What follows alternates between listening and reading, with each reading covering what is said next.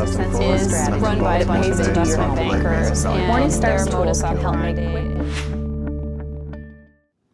I'm Jaime with Morningstar.com. With JP Morgan and Bank of America kicking off big bank earnings this week, I'm here with senior bank analyst Jaime Peters to talk about the results and to see what the future might hold for these companies. Jaime, thanks for joining me today.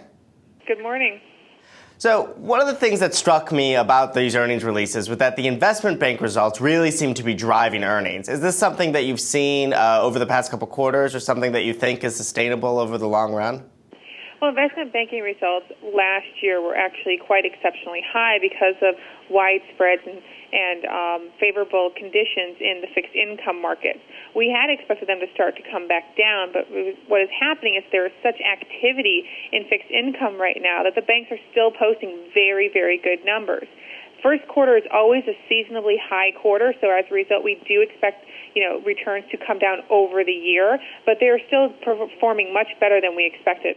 So do you think that this is something that investment banks can keep doing well over time, or do you think there's going to be a reversion back to the mean where this kind of outperformance is going to disappear?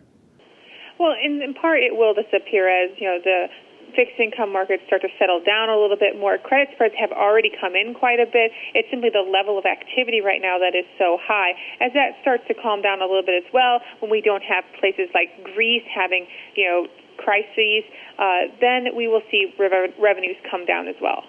Moving to the other side of the business, what's happening with charge-off rates and with delinquency rates on the loans made to consumers and businesses? Well, it's an interesting story. We're having JP Morgan, Bank of America actually showing fairly decent numbers in early delinquency buckets. That means that new people aren't getting behind on their loans quite as much. However, we saw a different story as far as charge-offs. They're really still quite high compared to historical levels. They're going to remain high. We saw JP Morgan's actually come down a little bit. We saw Bank of America's go up a little bit. That was mainly a result of them changing how they recognize charge-offs, though.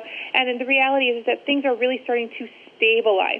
Now, that could be temporary, and the two companies took very different attitudes toward it.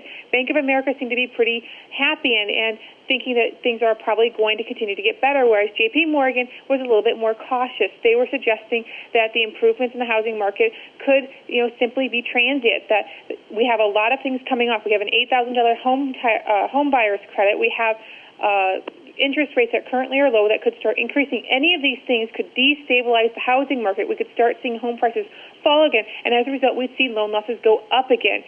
Both companies are going to be fairly damaged if their earnings are going to be hurting if that happens. So they're in a different sort of attitude. Bank of America a little bit more aggressive, JP Morgan a little more conservative, but that's because JP Morgan can afford to be a little more conservative. And, it winds up being a fairly good story right now, but it's one that could change on a dime. Over the last 2 years, we've seen the banks contract their lending. Do you think that's a function of that there just isn't demand out there for loans right now, or do you think that the banks are really trying to shrink their books? It's actually a combination of both. What's going on is that customers who are not creditworthy, who probably should not have gotten a loan in the first place when we had the big bubble run-up, are not finding loans. But customers who are creditworthy are finding loans right now. But what's happening is that, especially on the commercial side, which is where you're seeing the most contraction, businesses are not hiring, they are not building inventory, and as a result, they do not need new loans. So you're seeing the books come down a little bit. Banks are kind of, iffy on what's going to happen, when it's going to turn. They're kind of hoping by the end of the year, especially if the economy continues to recover, that we might see a stabilization in unemployment and potentially see new hiring as well as inventory builds, which would help them reverse that trend on their loan books. Financial regulatory reform is another big topic that are on a lot of people's minds. If they're investing in these banks, how are they kind of dealing with the uncertainty that they're not sure what any legislation would eventually look like? It's very interesting. Some of them are very reluctant to comment on it, especially individual portions of it, because we're not sure where it's going to fall out. And as a result of that uncertainty, what they are doing is they're being conservative on the capital side. Bank of America, JP Morgan, they earned quite a bit more than their penny and nickel dividend, quarterly dividends.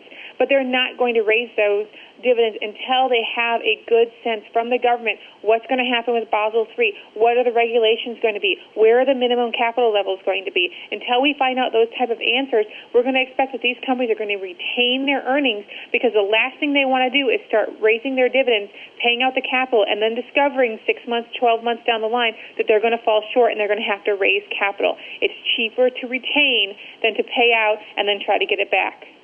So what do you think about the valuation levels of these stocks right now?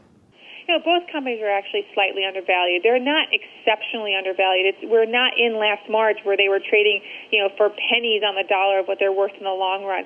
What we do have now is a slight discount to our current fair values. And, that might continue to go on. It might start closing the gap as people start getting a little more confident in the recovery of the economy. But, people are still going to be cautious, and there's still quite a wide variety of options that could happen to these banks' earnings, because we do not know if the housing market is going to stay stable. We do not know if unemployment is going to start to improve. And as a result, what could happen by the fourth quarter this year, the range could be up 100% or down 50%. All right, Jamie, thanks so much for talking with me today. Thank you. For Morningstar.com, I'm Jeremy Glazer. At Morningstar, we feel it is important to schedule regular checkups of your investments. This is the reason we're pleased to announce Portfolio Monitor, a new and easier way to keep track of your investments. With a few clicks of the mouse, receive a monthly report that provides a comprehensive and customized summary of your portfolio, sent automatically to your inbox. Portfolio Monitor provides a concise digest of all the best features of premium membership. Become a premium member with our 14-day free trial to start receiving Portfolio Monitor today.